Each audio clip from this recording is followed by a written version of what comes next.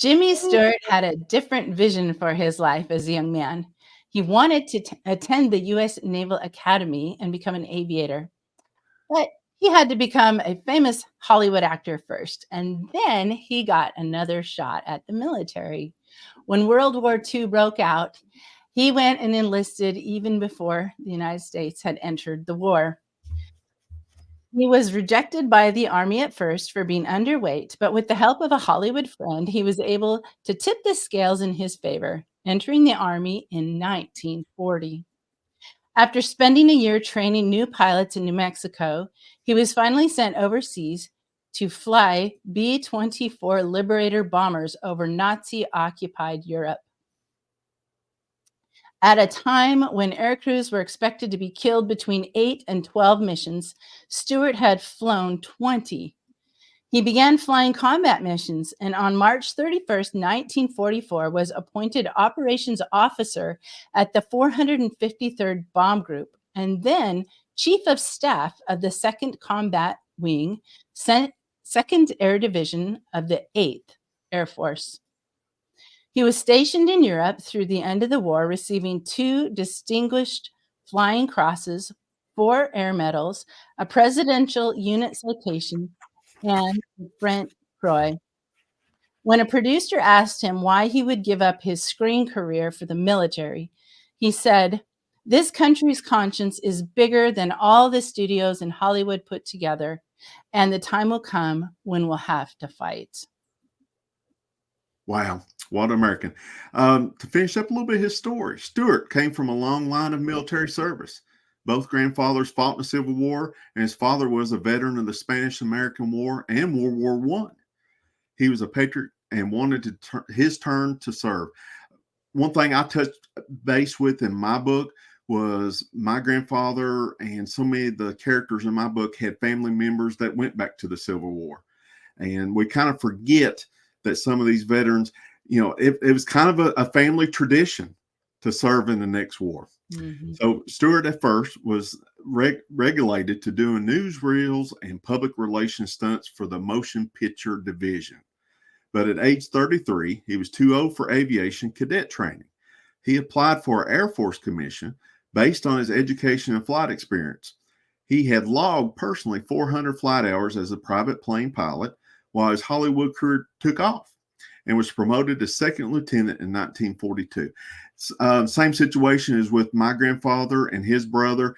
They had some flight experience before the war, so they were immediately gone into as lieutenants and officers into the Army Air Force. After the war, Stewart stayed in the Army, and later the Air Force when it became an independent branch in 1947. A lot of people might get a little bit confused of how we call it the Army Air Force instead of the Air Force, but it was the Army Air Force at that time. Yeah, actually started out as the Army Air Corps. Air Corps, yeah. And I think it was around 1940 it was changed into the Air Force. Yes. He continued his service in the Air Force Reserve, flying missions in B-52 bombers. If y'all ever get a chance to watch, he had a movie called Strategic Air Command, and the whole movie is about flying B-52s during the Cold War in the 50s. Stewart even flew as an observer on a bombing mission during the Vietnam War. There, he retired as a brigadier general from the Air Force in 1968. I had no idea he flew, actually, even in the Vietnam War. Stewart was the first Hollywood actor to join. Won the last one, as we did a show on Clark Gable. Clark Gable was another one. But it was the start of his 27-year career in the Army and then the Air Force. He remained in the U.S. Air Force Reserve and was promoted brigadier general on July 23rd, 1959. He officially retired on May 31st, 1968. So quite a career, military career. He really did. And all the while being a famous actor. Exactly. Yes.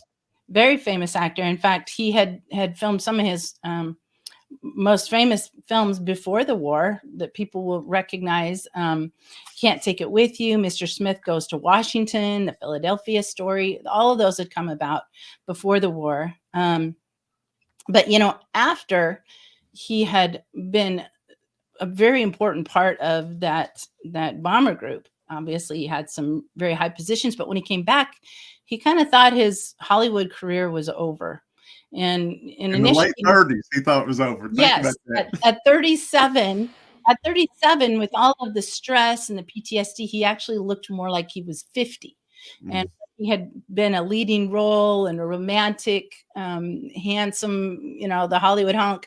He didn't think that he had that kind of role left in him, and so he was gonna go back to the hardware store and work, but Frank Capra gave him the opportunity to be the lead in a movie titled, It's a Wonderful Life, where he played, this person that was dealing with a lot of stress, and interestingly enough, and thought that the world would be better off without him, and interestingly enough, he actually was able to use his PTSD to enhance the character in that film. And that's a probably nowadays his most famous movie, that when we think of Jimmy Stewart, we Well, think of that film, and what an powerful role that he played in it, or job that he did playing that role.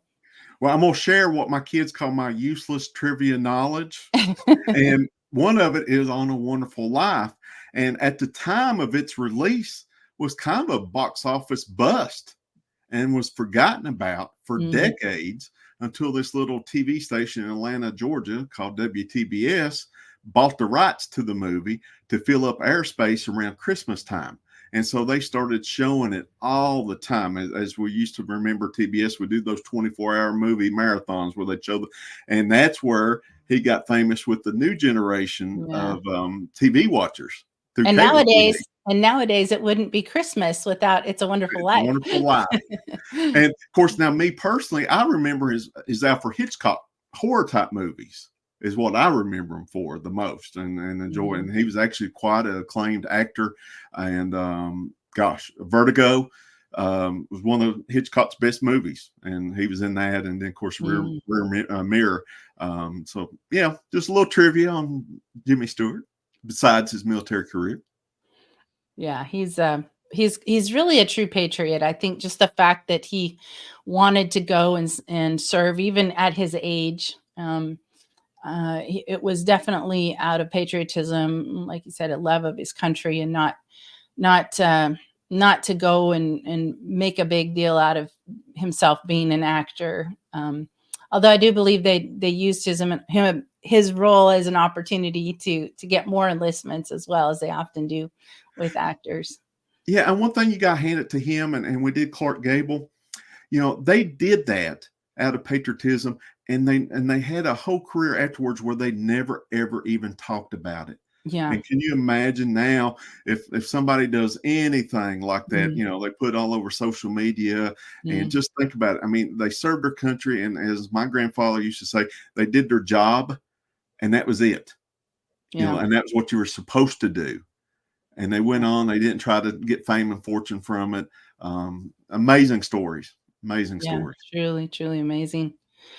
Well, this is fun to learn about the heroes that we should be honoring, and the fact that he stayed in the military and really made a career out of it as well, long after his Hollywood career had already launched. I think is just amazing, and so we're glad that we were able One to. final tidbit. Yeah. In 1996, he declined to have a battery put in his pacemaker. And, he was late in his life, health reasons and stuff. But he Hmm. did what my granddad would always say, the man went out with his boots on. And so he truly, truly had a wonderful life. And I'll kind of leave Oh, it at that on James Stewart. I love that. Thank you so much.